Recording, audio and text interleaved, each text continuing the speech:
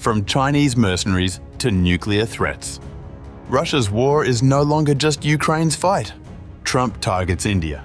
India hits back. Putin scraps treaties. Submarines move, alliances fracture, and the battlefield stretches across continents. This is no longer a regional conflict. It's a global reckoning. The war is everywhere, and no one is neutral anymore.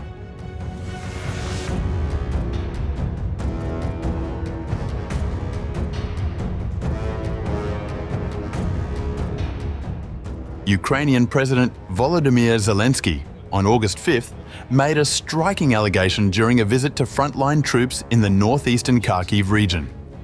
Speaking with commanders defending the embattled city of Vovchansk, Zelenskyy claimed foreign mercenaries from multiple nations are now fighting alongside Russian troops.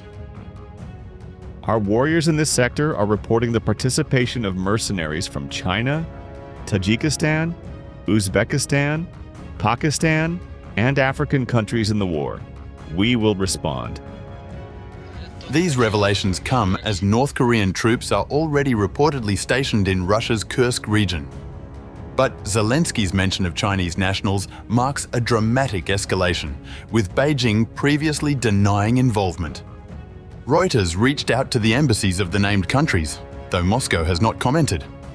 This reflects a growing shift, like the war. What began as a conventional invasion has transformed into a proxy battleground involving global actors. Whether motivated by ideology, money, or political pressure, the presence of foreign fighters raises the stakes for Ukraine and the world. That same day, Russia ignited further global alarm by formally ending its moratorium on deploying medium and short-range nuclear missiles. The Russian Foreign Ministry blamed NATO and US deployments in Europe and Asia for the decision. The Russian Foreign Ministry's statement on the withdrawal of the moratorium on the deployment of medium and short-range missiles is the result of NATO countries' anti-Russian policy. This is a new reality all our opponents will have to reckon with. Expect further steps. The Russian Foreign Ministry justified the decision by pointing to US missile deployments in Europe and the Asia-Pacific region. Since the situation is developing towards the actual deployment of US-made land-based medium and short-range missiles in Europe and the Asia-Pacific region, the Russian Foreign Ministry notes that the conditions for maintaining a unilateral moratorium on the deployment of similar weapons have disappeared.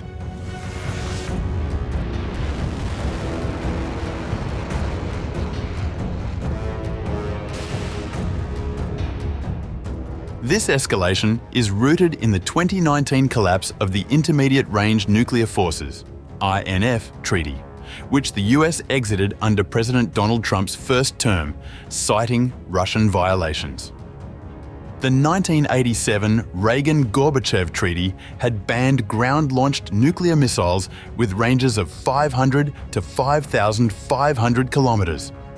Now, Trump has ordered the repositioning of US nuclear submarines to what he called appropriate regions. Yet the Kremlin appeared unfazed. In this case, it is obvious that American submarines are already on combat duty. This is an ongoing process. Of course, we believe that everyone should be very, very careful with nuclear rhetoric.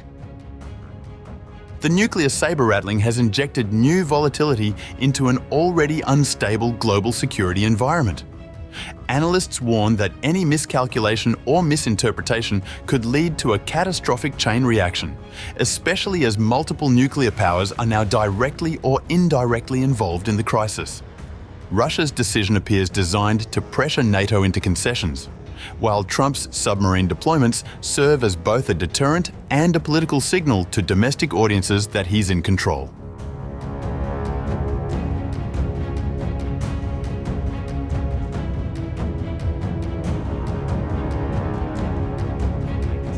On the economic front, Trump has increasingly turned his attention to India. In a post on Truth Social, the president accused New Delhi of profiting from the war by reselling Russian oil and announced his intention to impose steep tariffs.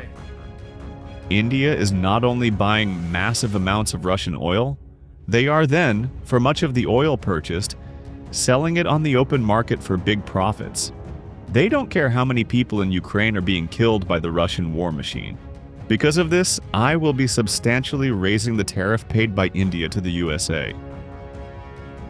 The move sparked a strong reaction from New Delhi. Indian Foreign Ministry spokesperson Randhir Jaiswal issued a rare rebuke.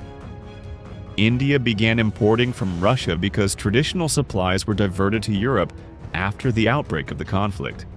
The United States at that time actively encouraged such imports by India for strengthening global energy market stability.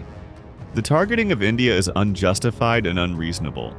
Like any major economy, India will take all necessary measures to safeguard its national interests and economic security. India also noted that the US traded roughly $3.5 billion in goods with Russia in 2024 despite its sanctions. Former Indian trade official Ajay Srivastava added that India's imports actually helped stabilize markets during a global energy crunch. In the larger geopolitical picture, this showdown with India illustrates Trump's pivot from diplomacy to confrontation, even with long-time strategic partners. It also reveals how deeply energy politics are entangled in wartime strategy. Trump's initial approach was one of transactional diplomacy: appease Putin, isolate Zelenskyy, and pivot the US away from another long war.